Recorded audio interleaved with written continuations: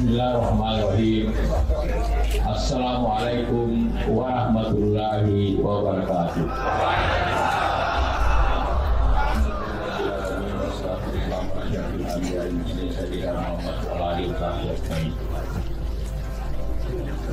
Hormati Ketua Menteri yang hadir, Pak Budi dengan Sofyan, Pak Gubernur yang saya hormati dan seluruh jajaran pimpinan daerah, Ketua Pimpinan Hidayatullah, dan juga khususnya hadirat para dai yang datang dari seluruh pelosok tanah air. Mari kita semua sekali lagi bersyukur kepada Allah Subhanahu wa Ta'ala atas kesempatan kita hadir di tempat ini untuk bersilaturahim dalam rangka 45 tahun Hidayatullah mengabdi kepada bangsa untuk NKRI yang bermartabat. Tunggu suatu tujuan dan juga suatu kegiatan yang luar biasa. 45 tahun untuk suatu organisasi dakwah yang kemudian dapat menasional. Saya kira yang paling cepat Hidayatullah. Hidayatullah telah mengabdi kepada bangsanya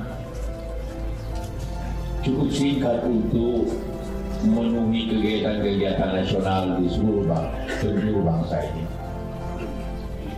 Ini tentu karena niat awal yang telah dilaksanakan pendiri Hidayatullah Pak Ustadzullah Said itu, yang amal ma'ruf nahi munkar yang telah dilaksanakannya dan kemudian mengabdi kepada seluruh bangsa ini. Dan kali itulah maka sekali lagi kita bersyukur dan kita berterima kasih kepada para dai yang telah mengabdikan dirinya di gunung-gunung, di puncak-puncak bukit, di sungai-sungai yang jauh, dan juga di kampung-kampung yang belum maju, yang mungkin sebagai besar tidak ada listrik. Tapi semuanya mengabdi untuk kejayaan agama kita, agama Islam. Hidayatullah sudah berusia 47 tahun 188 hari sejak diresmikan pada tanggal 1 Januari 1973 di Balikpapan, Kalimantan Timur dalam bentuk sebuah pesantren oleh almarhum Ustadz Abdullah Said dan sahabat-sahabatnya. Hidayatullah kini terus berkembang dengan berbagai amal usaha di bidang dakwah, sosial, pendidikan, dan ekonomi serta menyebar ke 34 provinsi di Indonesia dan telah hadir di 352 kabupaten kota. Ketua Bidang Organisasi DPP Hidayatullah Ustadz Hairil Baiz mengatakan Dai Hidayatullah membawa bekal dalam setiap penugasan dakwah yang kemudian menjadi mentalitas nilai yang ditanamkan kepada setiap kader. Apa saja bekal itu dan bagaimana pengaruhnya? Ikuti perbincangan kami untuk mengulas tema ini. Berikut selengkapnya.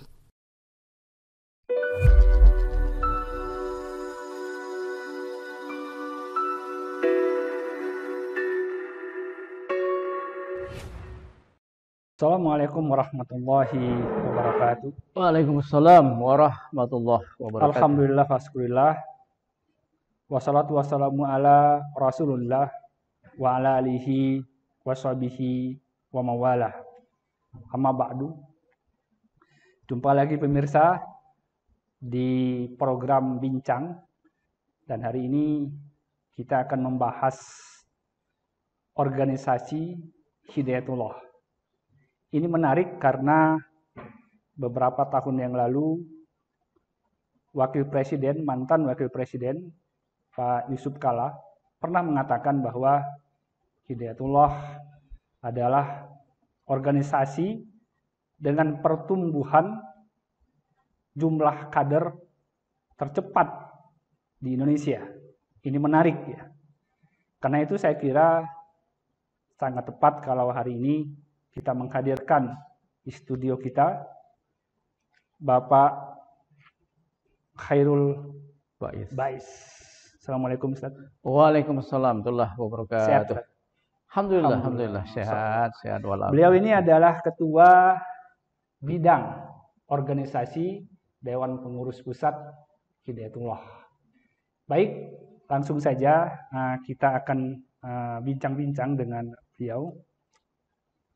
Begini Ustaz, sebelum kita bincang lebih jauh, saya ingin tahu dulu, saat ini ada berapa jumlah DPW, artinya tingkat provinsi ya, di Indonesia ya, DPW Hidayatullah saat ini? Alhamdulillah ya, untuk Dewan Pengurus Wilayah kita alhamdulillah sudah menyelesaikan seluruh. Jadi semuanya? Sudah ada 34 provinsi. Kita sudah menghadirkan petugas di seluruh provinsi yang ada di Indonesia ini. Alhamdulillah. Kalau itu tingkat provinsi, bagaimana dengan tingkat kabupaten atau kota? Itu ada berapa sekarang? Kalau tingkat DPD, Dewan Pengurus Daerah itu, alhamdulillah ter-SK-kan ada 352. 352 kota kabupaten ya. Kita sudah berada di 352 kota kabupaten. Berarti ini sudah lebih dari 50% atau setengah dari kabupaten dan kota di Indonesia sudah ada Hidayatullah. Iya, alhamdulillah. Kalau di Indonesia kan ada 500-an ya, kurang lebih 500-an kota kabupaten. Jadi kita sudah lebih 50%. Berarti sekitar 60% atau bahkan 70%. Insya Allah ya. Baik. Nah, sekarang dari 34 ya provinsi tersebut, di mana yang paling besar ya Hidayatullah?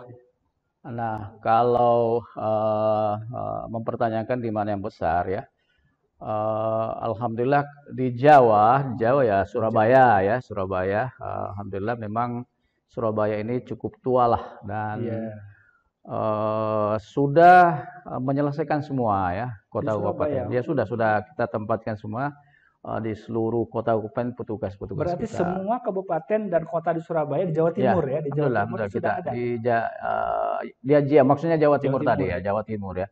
Tapi kalau pondoknya atau pengurusnya itu Surabaya ya, Surabaya itu ya.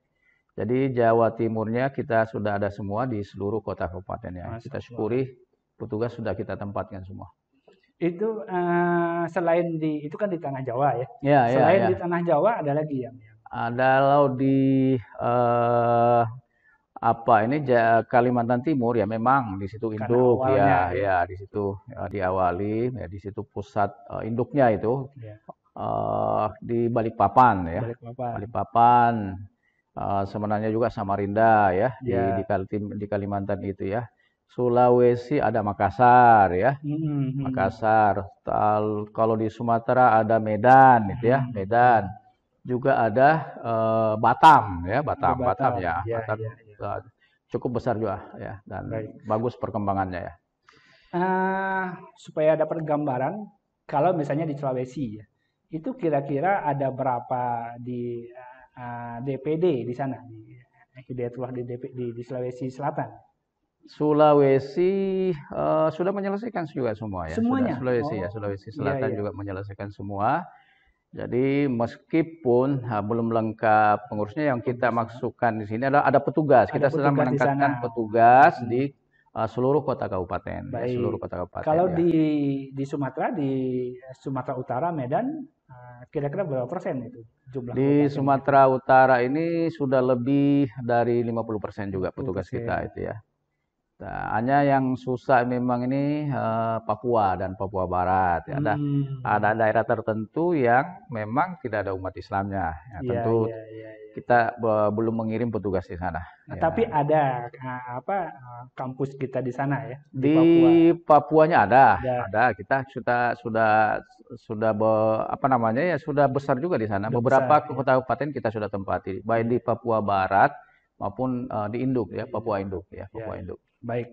Nah, tadi Ustadz menyebut beberapa kali kata-kata petugas begitu ya. Ya. Itu berarti ada yang ditugaskan, ada kader yang ditugaskan. Itu mekanismenya seperti apa? Perlu saya terangkan dulu bahwa semua yang kader yang ada di suatu daerah, kota kabupaten atau di provinsi itu ditugaskan. Jadi kita istilahkan mentugaskan. Jadi tidak ada istilah menugaskan diri, tiba-tiba ada di suatu tempat. Nah, jadi kader Hidayatullah ini ditugaskan. Prosedurnya atau proses perkaderan ini biasanya ya secara umum kita mengevaluasi kebutuhan di suatu wilayah.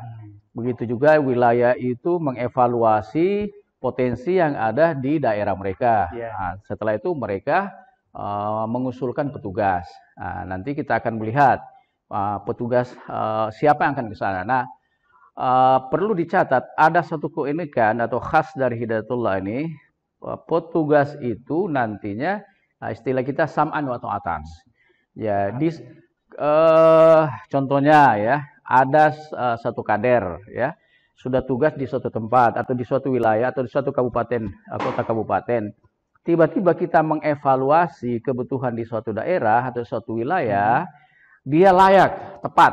Nah, maka setelah kita diskusikan di pengurus harian Dewan Pengurus Pusat, maka tepatlah bahwa kader kita si A ini di suatu tempat ini kita tempatkan di tempat lain. Jadi rotasi begitu ya? Iya, dan tidak ada masalah mereka. Jadi kita memang mereka sudah tahu secara mental kader siap ditempatkan di mana saja. Tapi pengambil kebijakan tentu bijaksana. Ya, kita akan bilang. Jadi klop ini antara kader mentalnya siap ditugaskan di mana saja dan pengambil kebijakan dia akan bijaksana. Sehingga tidak ada suatu keraguan gitu ya.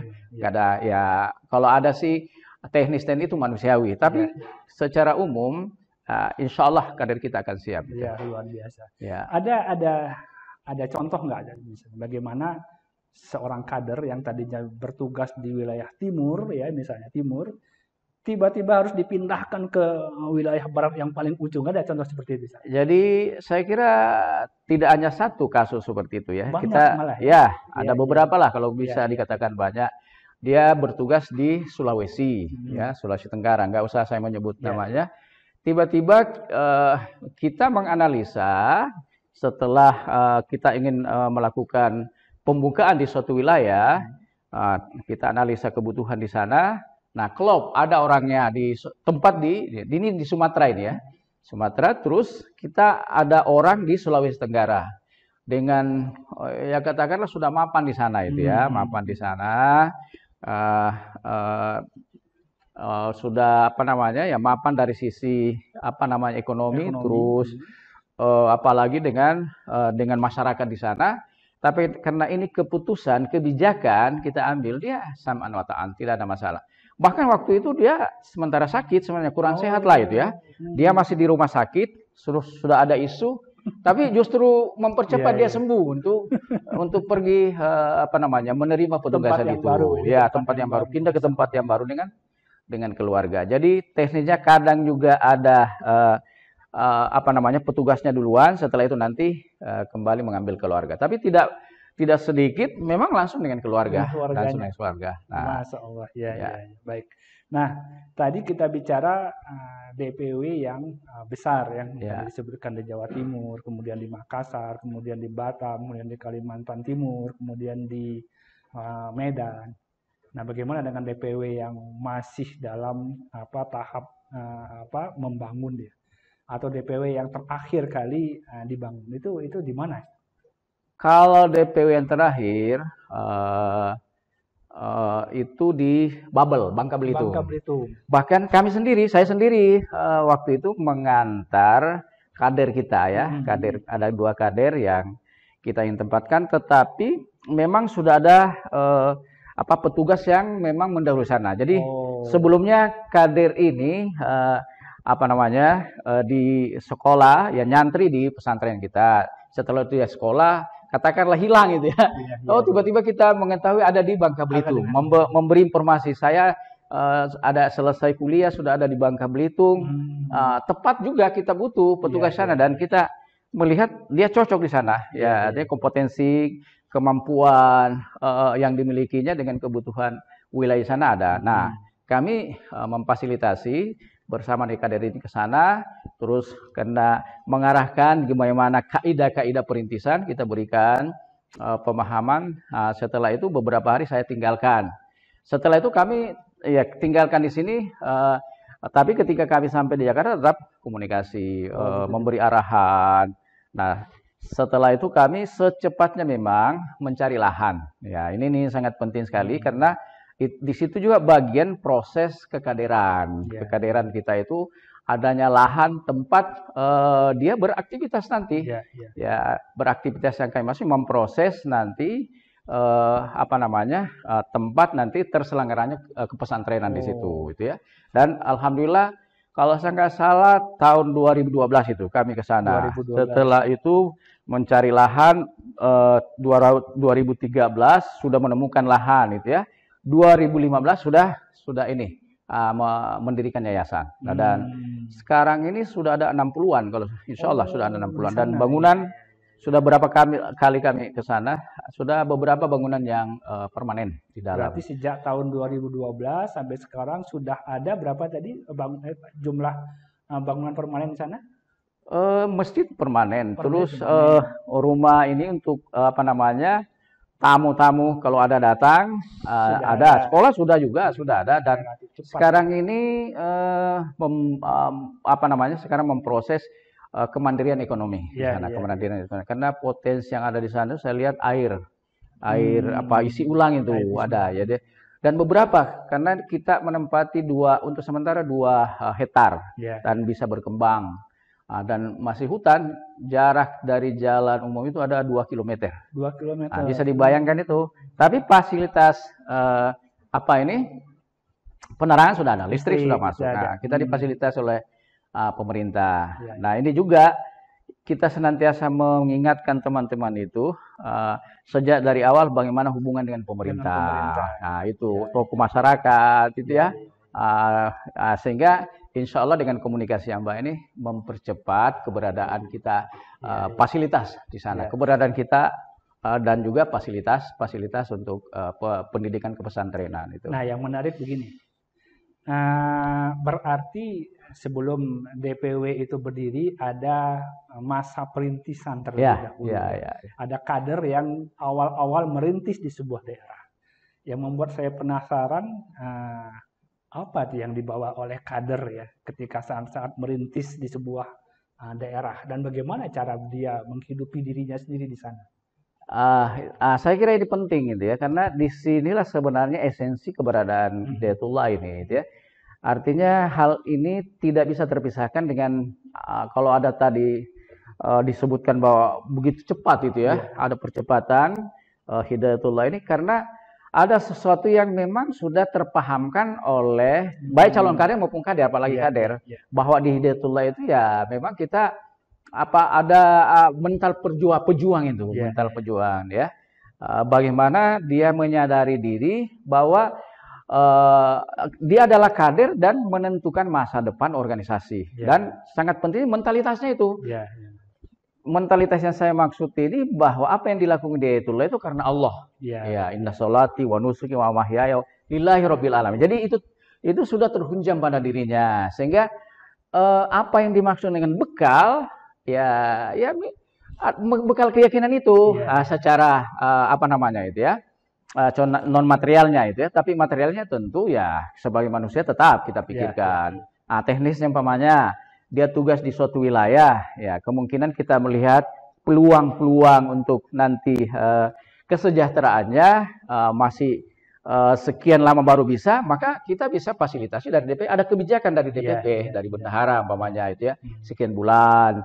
Tapi itu tidak hampir kecil yang sebegitu. Karena mereka ini mau berprestasi. Jadi memang ada bayangan, artinya kita ada istilah kaidah perintisan. Ketika sampai di sana supaya melapor ke pemerintah, tokoh masyarakat, ya memberi pemahaman, orang senang. Orang datang di sini ingin memberikan fasilitas yang masyarakat butuhkan, itu sangat penting. Sehingga, yang kedua dia harus terbuka. Ya minimal umpamanya begini. Jadi gambaran yang terbuka itu yang saya pahami bahwa pesantren itu jangan berpagar tertutup. Kalau perlu terbuka jadi orang lihat, tidak ada kecurigaan di situ. Ini yang perlu nih kader juga tahu. Nggak usah, sebenarnya kalau bisa nggak usah berpagar itu ya sebenarnya. Tapi tentu kita ada pagar-pagar inilah ya untuk menghindari binatang buas atau apa itu ya, atau batasan-batasan. Nah, tapi kita justru menginginkan semua orang tahu apa di dalam itu, sehingga kalau ada satu masalah mereka terlibat untuk memberi informasi, sehingga kita tidak habis energi untuk menanggapi isu-isu yang ada. Karena Ya kita paham lah itu Ya. ya, kondisi seperti. Jadi seperti itu.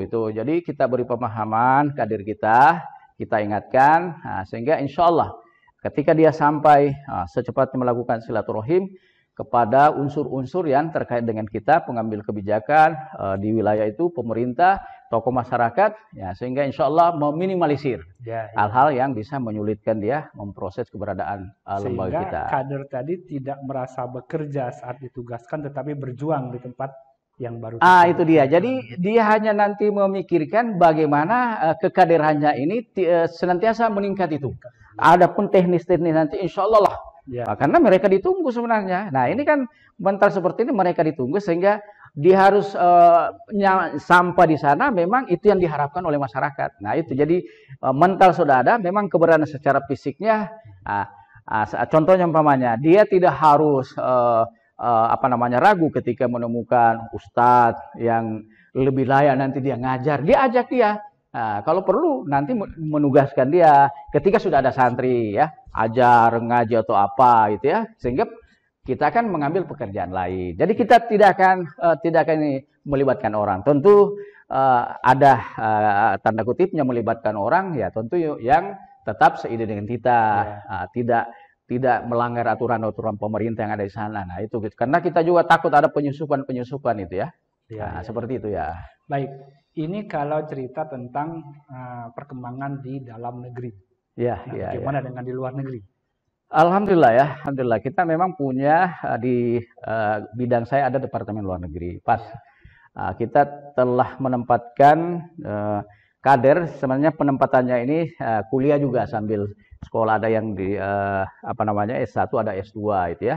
Nah, kita juga akhirnya menganggap dia juga petugas di sana karena semua kita ini kader kan membawa misi. Istilah kita kader ini ada alat peraga organisasi. Ya, nah ini yang kita jaga ini. Dia ada alat peraga, ya tentu membawa misi tentunya. Nah, kita sudah ada di umpamanya Medina, gitu ya. Ya, kita sudah ada di Mesir, gitu ya. Ada di Yaman, gitu ya. Malaysia juga ada ya. Malaysia itu ya. Terus di apa lagi ini? Apa satu lagi di Sudan. Di Sudan. Jadi kurang lebih berapa, ada 60-an itu ya. 60-an itu ya. Kita alhamdulillah ya. Dan kita ada istilah di sana, sudah ada rumah peradaban. Rumah peradaban. Nah, kita berupaya memproses nanti lagi menuju ke di atasnya lagi itu ya kayak di sinilah ya, kayak pesantren nanti. Tapi kita tentunya menyesuaikan kondisi di berarti kampus-kampus kita. Ya, kampus kita akan bikin kampus peradaban, benar ya. Kita akan nanti setelah rumah peradaban kita mencari kalau memang ada peluang mendapatkan lokasi di sana, ya kita akan bikin yang disebut dengan kampus peradaban ya. Masya Allah. Baik, pemirsa, saya kira menarik sekali perbincangan kita dengan Ustadz Khairil Baits hari ini. Dan saya mencatat ada 3 kata kunci dalam keberhasilan ini dan mengapa perkembangan demikian pesat. Kunci pertama adalah taat. Bagaimana kader itu taat kepada ustadznya. Kunci kedua adalah ada nilai yang diperjuangkan. Dan kunci ketiga adalah terbuka. Terbuka kepada masyarakat setempat, terbuka kepada tokoh-tokoh yang ada di sana. Sehingga tidak ada yang dirahasiakan di sana. Demikian pemirsa, bincang kita pada hari ini. Tetap semangat dan tetap bersyukur. Kita tutup. Billahi taufik wal hidayah. Wassalamualaikum warahmatullahi wabarakatuh. Waalaikumsalam warahmatullahi wabarakatuh. Ya.